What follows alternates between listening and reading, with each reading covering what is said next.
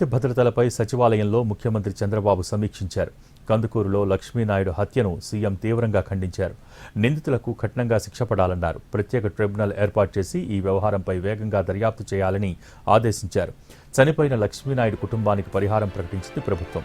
భార్యకు 2 ఎకరాల భూమి, 5 లక్షల నగదు పరిహారం ఇస్తామని సర్కార్ హామీ ఇచ్చింది.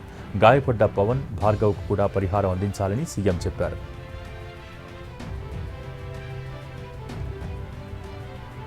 శాంతి భద్రతలపై సచివాలయంలో ముఖ్యమంత్రి చంద్రబాబు సమీక్షించారు. కందుకూరులో లక్ష్మీనాయుడు హత్యను సీఎం తీవ్రంగా ఖండించారు. నిందితులకు కఠినంగా శిక్ష పడాలన్నారు. ప్రత్యేక ట్రిబ్యునల్ ఏర్పాటు చేసి ఈ వ్యవహారంపై వేగంగా దర్యాప్తు చేయాలని ఆదేశించారు. చనిపోయిన లక్ష్మీనాయుడు కుటుంబానికి పరిహారం ప్రకటించింది ప్రభుత్వం.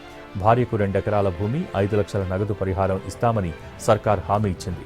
గాయపడ్డ పవన్, భార్గవ్కు కూడా పరిహారం అందించాలని సీఎం చెప్పారు.